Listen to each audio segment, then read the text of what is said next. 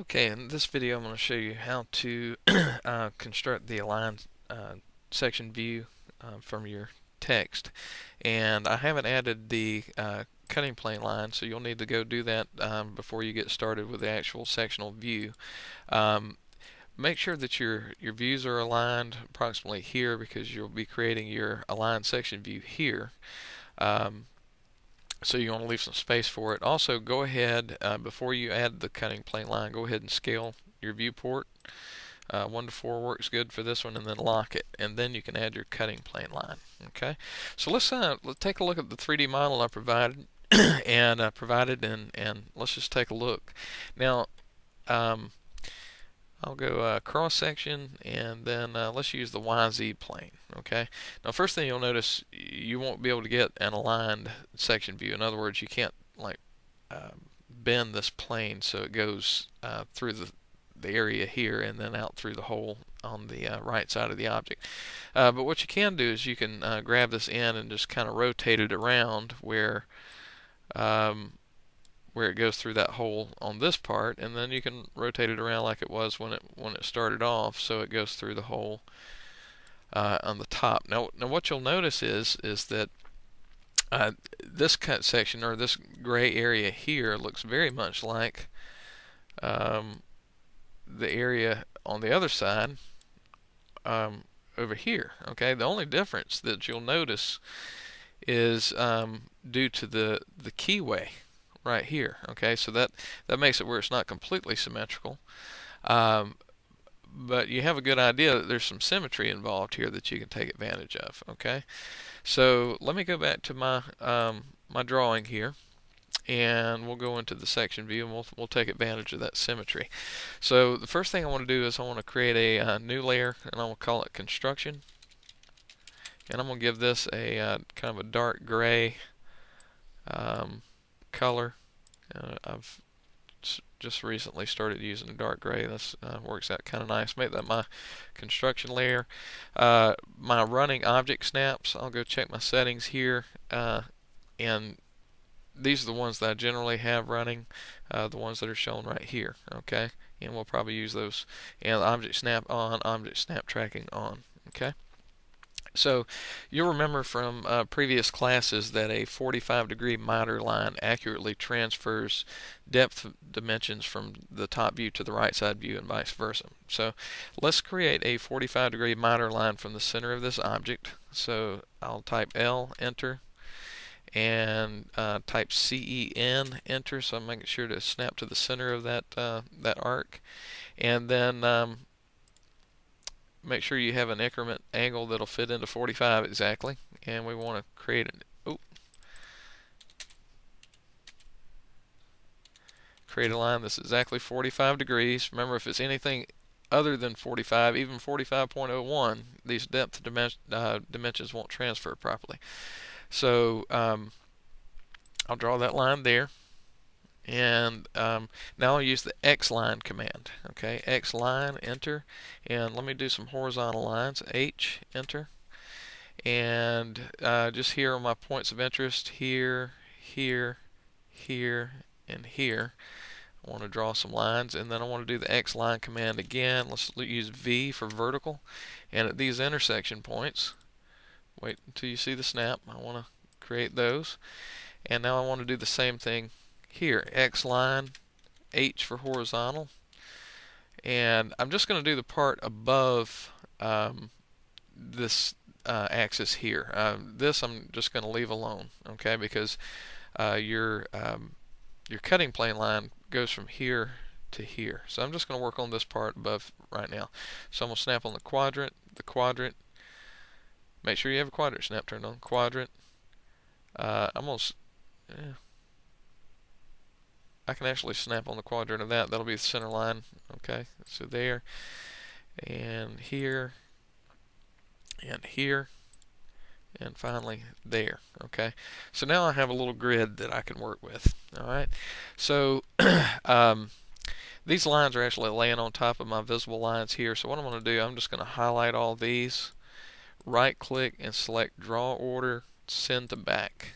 Okay, so the construction lines will actually be placed below these visible lines so I don't make an error. Okay, so let me go into my visible layer and I will start creating my section view. Okay, so let me just use the line command. Now I can tell that this elevation is due to this circle. Okay, this cylinder is raised up, and that cylinder actually goes down to this elevation. Okay, because you can see that this visible line turns to a hidden line and continues here. You can also see that in the 3D model. So this cylinder actually starts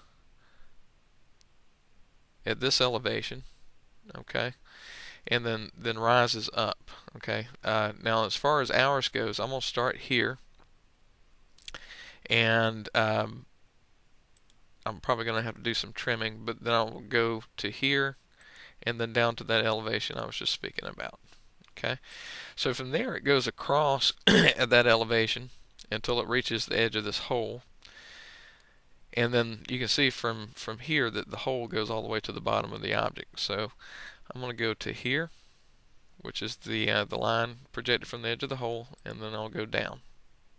All right, and I will do the same over here.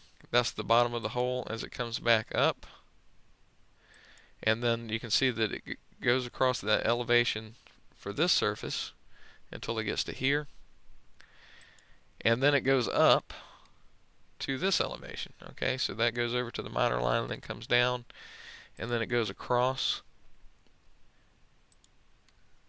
Okay, and then to here, and then here. Okay, so now I have this this keyway, and this is also a cylinder, or this this circular part goes all the way to the bottom of the object. You can tell that from the top view here. Okay, so what would actually happen is this will be a line that goes down to here, and also because of the keyway, it does the same thing. The keyway goes all the way down through that entire elevation there. Okay, and then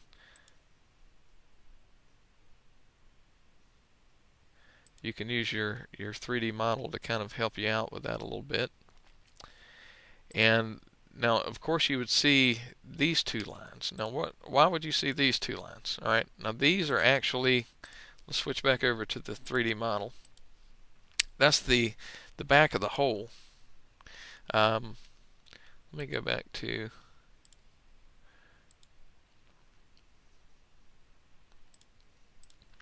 if I go to the right side view here, you can see these are visible lines. That's the back of the hole. So you would see these, okay? And you would also see the back of the arc here. That would be a visible line, okay? So those are those two lines, and this is the other line. That's the back of the curved surface that you would see here, okay? So that's kind of where we're working here. Now we need to, I'm just going to draw this as a visible line right now, and then I will click on it and then change it to center line.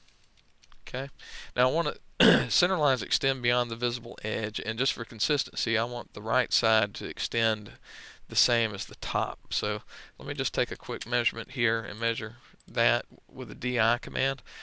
So that's a quarter.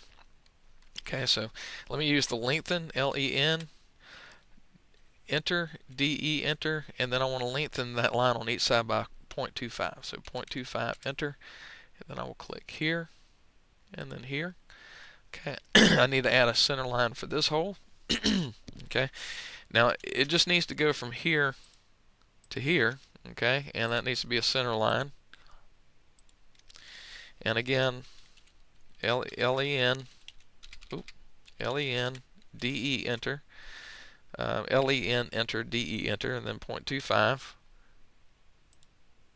Okay, so let me turn off my construction layer,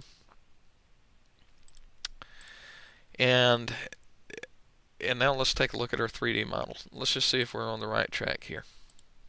Okay, so now let's see if I can get it where I can see both. Okay, so this is the